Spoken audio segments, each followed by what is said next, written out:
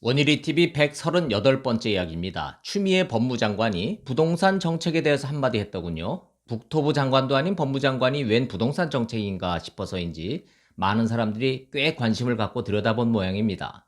결과는 대부분 사람들이 실소를 금치 못했다, 이런 반응이에요. 저도 뭔 말인가 궁금해서 한번 들여다봤습니다. 추미애 장관은 부동산 문제의 근원을 금융에서 찾았더군요. 박정희 개발 독재 시대 이래 부패 권력과 재벌이 유착해서 땅 장사를 하며 금융권을 끌어들였다. 그때부터 금부유착이 시작됐다. 금융과 부동산, 검언유착에 이어서 이번엔 금부유착입니다. 그러니까 서울 집값이 잡히지 않는 근원은 금융과 부동산이 한몸이기 때문이다. 부동산이 폭락하면 금융부실을 초래하고 기업과 가계부채가 현실화되면서 경제가 무너지는 구조이니 부동산 족쇄 경제가 돼버렸다. 추 장관은 이런 주장을 펼치고 있는 거예요. 그러면서 부동산 문제 해법으로 금부분리라는 개념을 제시를 했습니다. 이건 또 무슨 소리인가? 부동산을 구입을 할 때 금융, 즉 대출을 전면 봉쇄하자는 주장을 하는 것 같은데, 소위 금부분리라는 것이 대출 없이 집을 산다는 것이 가능한지는 모르겠습니다. 저는 두세 차례 읽어보고 결론을 이렇게 내렸어요. 제가 경제 전문가는 아니지만 추미애 장관도 자기가 무슨 소리를 하는지를 잘 모르고 하는 것 같다. 부동산이나 경제 정책 측면에선 무의미한 발언이다. 이런 결론에 도달을 했습니다. 다만 법무장관이 왜 뜬금없이 이 시점에 부동산 정책과 금융에 대해서 말을 하는지 그 배경에 대해서는 짚히는 데가 있습니다. 정치를 하고 있는 거예요, 추미애 장관은.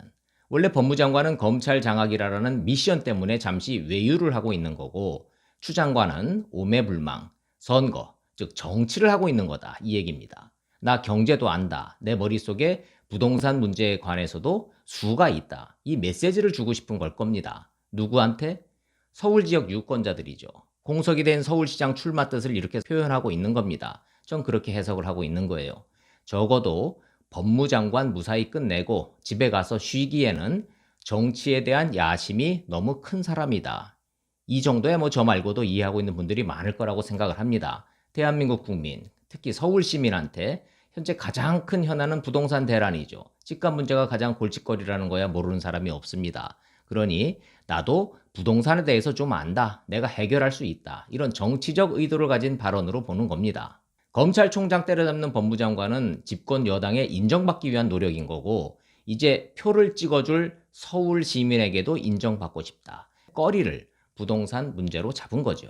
제가 서울 시민이라고 콕 집어서 말하는 이유는 추미애 장관이 최소한 부산시장을 원하지는 않기 때문이에요. 일단 서울시장 출마를 원하고 있고 궁극적으로는 대선까지 바라보는 정치적 야심이 있는 겁니다. 그게 추미애 장관이다. 이 말씀을 드리고 있는 겁니다. 그러니까 주무부처인 국토부 실무자들이나 김현미 장관한테 법무부 장관으로서 훈수를 두는 거다. 이건 맞지 않은 분석이다. 이런 생각이 듭니다.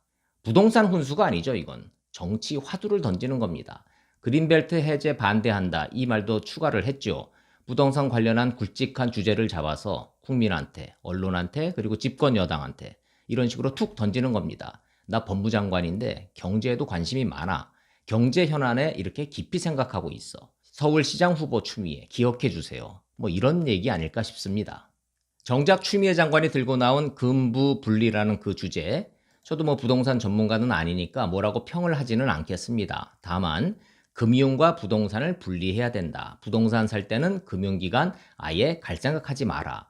100% 가진 돈으로만 집을 사라. 그럼 대출을 전면 금지한다. 이런 뜻이라는 거예요. 그런데 경제 전문가들한테 물어보면 그냥 모두 웃고 만답니다. 맞다 틀리다 논쟁거리 자체가 안 된다는 거죠. 추 장관의 방점도 그 다음 문장에 찍혔다고 봅니다. 땀 대신 땅이 돈을 버는 불공정 경제다. 돈 없는 사람도 빚내서 부동산을 쫓는 불안한 사회가 돼버렸다. 결국은 불로소득을 얘기하는 겁니다.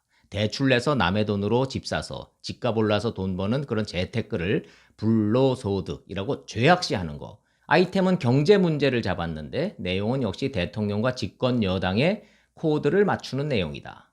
법무장관이 웬 경제 얘기를 하는 거냐, 이 생각은 잠시고, 역시 또 정치를 하고 있는 거다. 이게 최종 목적지다, 이겁니다. 내용이 말이 되네 안 되네 부동산 전문가들이 동의를 하네 못하네 이런 식의 논의는 그래서 생략해도 될 것 같습니다. 단 저는 지금 추 장관이 쓴 경제라는 멘트를 정치라고 읽었다. 이 결론만 말씀을 드리는 거예요. 부동산 얘기가 나온 김에 현 정부의 부동산 정책에 대해서 한번 생각을 해보겠습니다. 대출 막고 징벌적 세금 부과하고 집값은 못 잡아도 국민 고통지수는 최고로 높여놨죠.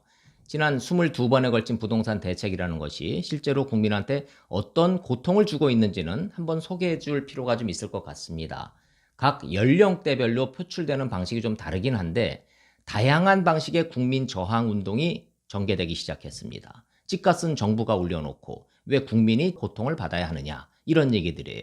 18일 토요일 어제 서울 중구 예금보험공단 앞에서 대정부 집회가 열렸습니다. 내용은 징벌적 세금 인상, 위헌적 소급 적용, 이런 입법 강행에 반발하는 조세 저항 국민운동, 이렇게 벌어진 겁니다. 이번처럼 국민이 이렇게 스스로 조직하고 집단 행동에 나서는 것은 초유의 현상 아닌가 싶습니다.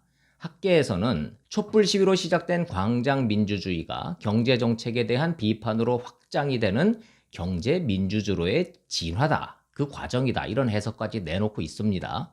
저는 학계의 분석보다 집회 참석자들의 현장의 목소리에 더 주목합니다. 모든 소급 적용 규제를 철폐하라. 정부는 과도한 언론 플레이를 중단하고 국민에게 부동산 정책에 대한 정확한 정보를 제공하라. 임대사업자와 다주택자를 범죄자로 만든 정부를 규탄한다. 이런 내용들이에요. 사실 더 먼저 시작된 국민운동은 실검 챌린지 캠페인입니다. 온라인상으로 검색어를 매일 포털 실시간 순위권에 끌어올리는 운동인데 실검 순위로 올라온 검색어가 조세 저항 운동, 못 살겠다 세금 폭탄, 3040 문재인에 속았다, 이런 식입니다. 단순히 조세 저항 메시지뿐 아니라 실패한 부동산 정책 방향에 대한 국민적 비판 메시지가 직설적 표현으로 나오고 있는 거예요. 목소리를 정리해보면 이런 식입니다. 20년 만에 겨우 집 한 채 샀는데 정부가 죄인 취급을 한다. 노후 대비로 조그마한 집 2채 가지고 있는데 투기꾼으로 몰려서 세금 폭탄 맞았다. 무주택자로 분양권 2개를 갖고 있다는 사람은 이렇게 말합니다. 비규제 지역이라 LTV 70% 대출받고 계약을 했는데 한순간에 다주택자 투기꾼이 됐다. 팔고 싶어도 3년 전매 제한 때문에 분양권을 팔 수도 없다. 어쩌란 얘기냐. 이런 하소연이 주를 이루고 있습니다. 세입자의 권리만 인정하고 임대인의 권리는 인정하지 않는 법이 임대차 보호 3법이다. 임대사업자가 범죄자냐? 기존 계약에도 임대차 3법을 소급 적용하겠다니 이건 엄연한 재산권 침해다. 이런 항변도 많습니다. 그나마 부동산 시장 기웃거릴 능력도 안 되는 20대들은요. 동학개미라는 걸 해보겠다는데 거기에도 세금 폭탄이냐. 이게 말이 되냐. 또 이런 하소연을 또 하고 있어요. 전 국민, 전 계층이 아우성을 치고 있는 현실이다, 이 얘기입니다. 역대급 재정지출 정책으로 돈이 필요하니까 세금을 더 걷긴 걷어야겠는데 유독 부동산에 관한 한 징벌적 세금이 부과되니까 조세 저항 국민운동 주장까지 나오는 거 아닌가, 이렇게 생각을 해봅니다. 아무튼 본질은 국가주의, 전체주의 발상이라고 봅니다. 부동산에 관한 한 A부터 Z까지 정부가 관여해서 통제하겠다. 무슨 일이 있어도 집값만은 잡겠다. 이 말의 뜻이 전체주의, 국가주의겠죠. 그런데 이 발상이 결과적으로 한국 경제에 매우 위험하게 작용할 것이라고 세계적 경제지인 블룸버그가 이미 작년 이맘때 경고를 한 적이 있습니다. 그때 제목이 문재인의 사회주의 실험으로 한국 경제가 무너져 내렸다, 이랬습니다. 한국은 외부 요인 문제보다 내부 요인 문제가 더 심각하다. 지난 2년 동안 문재인 정부의 사회주의적 실험이 한국 경제의 야성적 충동을 죽여버렸다. 이렇게 진단을 했었는데 1년 세월이 지난 뒤에 보면은 틀리지 않은 분석이라는 평가가 주를 이루고 있답니다. 당시 블룸버그는 한국 경제 통계를 자세히 인용을 했죠. 한국은행이 기준금리를 역대 최저로 끌어내렸지만 지금은 그때보다 더 내려갔습니다. 대기업들이 베트남으로 이전하는 추세를 못 막았다. 달러 기준 원화 하락세는 계속 유지가 되고 있다. 통화 완화와 재정 확대 기조를 이어가도 경제 슬럼프에서 헤어나오지는 못할 것이다. 미중 무역 전쟁과 일본과의 불화 같은 외부 여건도 좋지 않지만 더 크고 더 근본적인 문제는 내부 요인이다. 블룸버그가 지적한 이 핵심 내용입니다. 한국 경제에 대해서. 문재인 정부의 사회주의적 실험. 대표적으로 최저임금 과속 인상하고 소주성 정책이죠. 높은 임금이 소비를 촉진시킨다는 이론을 쫓았지만 현실은 정반대였다고 진단이 나왔습니다. 이미. 소득 양극화가 더 심화된 결과를 보면 틀리지 않은 전망이에요. 소득 양극화가 심화되면 그 다음은 부동산 양극화입니다. 다시 부동산 정책으로 초점을 맞춰 보겠습니다. 올 들어 전 세계가 유동성의 함정에 빠졌죠. 코로나 사태로 모든 나라 정부가 돈을 풀었으니까 풀린 돈이 갈 곳이라고는 주식하고 부동산밖에는 없는 상황이에요. 특히 부동산 시장으로 돈이 몰릴 최적의 환경이 된 겁니다. 한국이라고 예외가 아니죠. 슈퍼 예산에 3차 추경까지 정부의 재정 지출 확대도 일조를 했습니다. 굳이 경제 전문가가 아니더라도 이 정도는 상식으로 알 수 있습니다. 장마철에 구름대가 수증기를 빨아들이면 빠른 속도로 커지듯이 전 세계적으로 엄청난 돈이 부동산 시장에 풀린 거예요. 한국만 놓고 보면요. 서울 수도권의 유입 인구가 전체 인구의 절반을 넘어섰습니다. 양질의 주택에 대한 국민적 수요는 폭발적인데 서울 수도권의 재건축, 재개발 다 틀어막아 놨으니까 강남, 강북, 수도권, 비수도권 가리지 않고 집값이 오르는 건 분명 규제 일변도의 부동산 정책의 부작용이다. 이거 역시 꼭 전문가 아니래도 가능한 분석입니다. 한국 사회에서 부동산이라는 것이 단순히 경제 문제일 뿐 아니라 민심, 이념 이런 게 섞여 있는 복잡한 문제이긴 합니다. 그러나 그렇다고 오기로 풀릴 문제는 아니죠, 이게.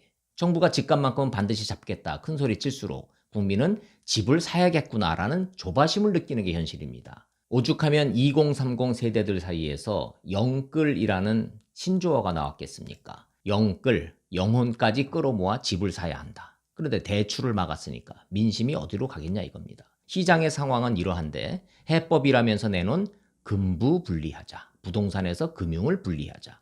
이 말은 누가 봐도 경제적 해법이 아니죠. 그냥 정치인이 정치를 하는 거니까 경제적으로 말이 되네 안 되네 이렇게 분석하고 평가하는 것 자체가 무의미하다라는 거 거듭 말씀을 드리는 겁니다. 그런 측면에서 최소한 이 말씀은 드려도 될 것 같습니다. 필요한 건 금부 분리가 아니다. 추법 분리가 필요하다. 추미애 장관과 법무부를 분리하자. 법치주의가 흔들리고 있다. 근본부터 분리하자. 그리고 부동산에 관한 한 정부 분리하자. 정부와 부동산, 정치와 부동산을 분리하자. 정부가 개입하면 할수록, 정치가 개입하면 할수록 부동산 시장은 왜곡되더라. 정부는 22번째 대책 안 먹히면 추가 규제책 23번째 대책을 내놓을 거라고 합니다. 그럼에도 불구하고 여당 의원의 고백대로 집값이 그래도 안 떨어질 건지 아니면 정부의 오기에 밀려서 끝내 정말 떨어질 건지 그건 모르겠습니다. 제가 걱정하는 건 이거예요.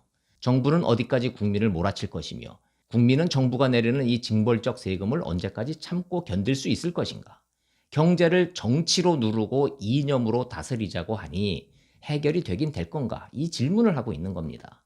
추미애 장관이 뜬금없이 던진 부동산 화두에 경제 채널도 아닌데 잠시 부동산 고민을 좀 해봤습니다. 편안한 휴일 되시기 바라겠습니다. 원일이 TV 마칩니다. 고맙습니다.